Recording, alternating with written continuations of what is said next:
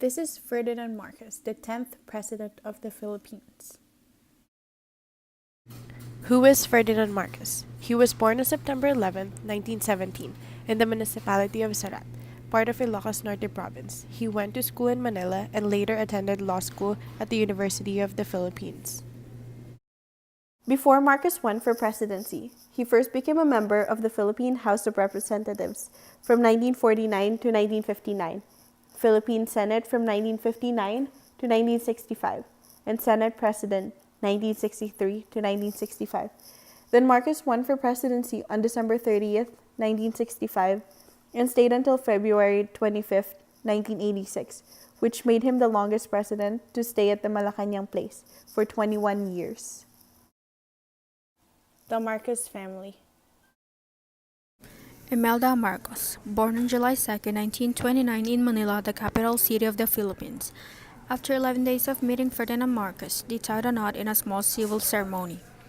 Imelda Marcos is best known as the former First Lady of the Philippines. Imelda Marcos became the First Lady of the Philippines in 1965. While her husband held office, she had several government positions, with the regime became a dictatorship known for human rights abuses and alleged money laundering. Marcos herself was particularly scrutinized for her spending, which included a huge shoe collection and investment in New York real estate. Ferdinand and Imelda's marriage produced 3 children. Maria Imelda Marcos. She was born on November 12, 1955. She once became a governor of Ilocos Norte, where her father was born. Then Ferdinand Marcos Jr., born on September 13, 1957, once became a senator of the Philippines. And Irene Marcos, born on September 16, 1960, their only child who did not become a part of the government. This is Ferdinand's father, Mariano Marcos. He was defeated for the seat in the National Assembly by Julio Nalundasan. Nalundasan was shot and killed in his home on December 1938. Ferdinand was prosecuted for the murder of Nalundasan. Remarkably, while Marcos was preparing his case in jail, he was studying for the bar exam and became a trial lawyer in Manila. He top-notched the bar examination for the lawyers with a rating of 92.35%. Ferdinand argued on his own behalf to his country's Supreme Court and won acquittal in 1940. A freedom was given to Ferdinand Marcos by Judge Ferdinand Chua, who has been reported to be his actual biological father. Success in politics. During World War II, Ferdinand Marcos served as an officer with his country's armed forces, later claiming that he was also a top figure in the Filipino guerrilla resistance movement. U.S. governmental records eventually revealed these assertions to be false. At the end of the war, when the American government granted the Philippines Independence Day on July 4, 1946, the Philippine Congress was created. Marcos was inaugurated on December 30, 1965. His first presidential term was notable for his decision to send troops in the fray of the Vietnam War, a move he had previously opposed as a Liberal Party senator. He was elected twice, but violence and fraud were associated with his campaign, which was believed to be funded with millions from the national treasury. What arose from the campaign unrest became known as the First Quarter Storm, during which leftists took the streets to demonstrate against both American involvement in Philippine affairs and the increasingly apparent dictatorial style of Ferdinand Marcos. Accomplishments in 20 years during his regime: bolstering the country's rice production. Marcos completed 20 power plants, completed bridges projects, established or founded state college or universities, few and not a fraction of high school all over the Philippines, built and founded during Marcos' leadership. Food sufficiency, educational reform, agrarian reform, primary health care, housing for the masses, energy self-reliance, export development, unprecedented infrastructure growth, political reform, fiscal reform, peace and order, and the list goes on.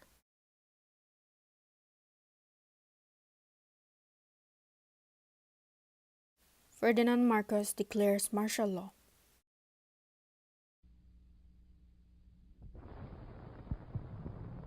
My countrymen, as of the 21st of this month, I signed Proclamation number 1081, placing the entire Philippines under martial law.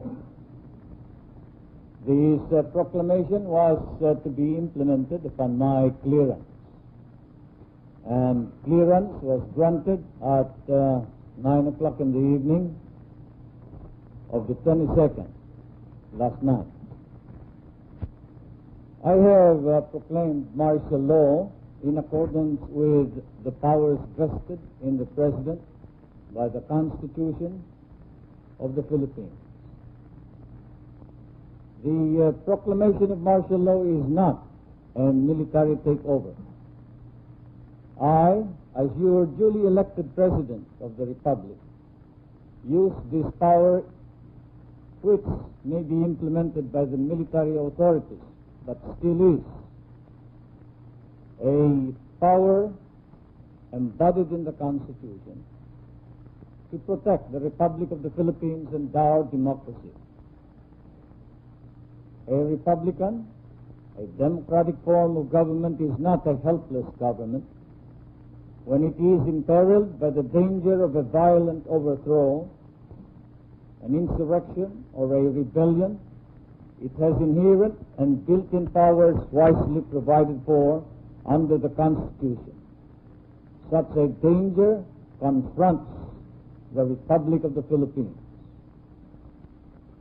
Article 7, Section 10, Paragraph 2 of the Constitution provides, and I quote, "The President shall be Commander-in-Chief of all the armed forces of the Philippines, and whenever it becomes necessary, he may call out such armed forces to prevent or suppress."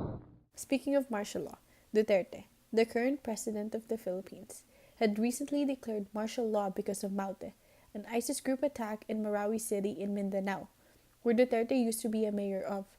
The firefighting erupted on May 23rd of last year and lasted for 5 months. It has led to at least 44 deaths involving militants, soldiers, and police. Some civilians were reportedly being used as a human shield, while others, including children, were evacuated with the help of the military. Martial law is martial law.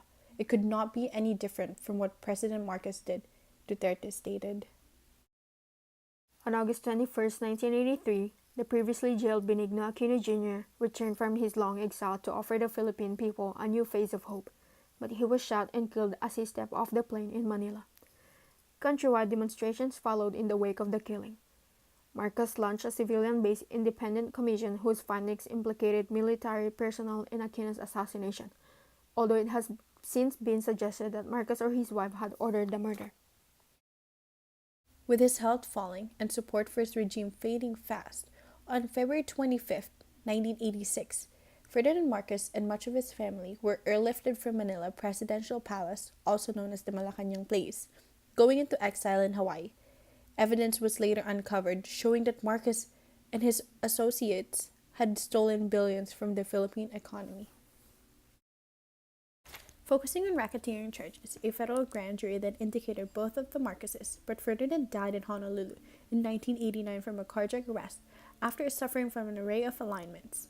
Imelda was acquitted from all charges and returned to the Philippines the following year, though she went on to face some other legal charges. She would later run unsuccessfully for president and win congressional elections with 2 of her 3 children, Maria Imelda and Ferdinand Jr., also serving as governmental officials. Since 1993, Marcos' corpse had been embalmed in a glass casket in his home province of Ilocos Norte. In 2016, President Rodrigo Duterte ordered Marcos' body to be buried at the National Heroes Cemetery in Manila, with protests erupting in opposition to such a move considering Marcos' human rights abuses. Nonetheless, in November, the remains of Marcos were interred at the new site in the Heroes Bureau.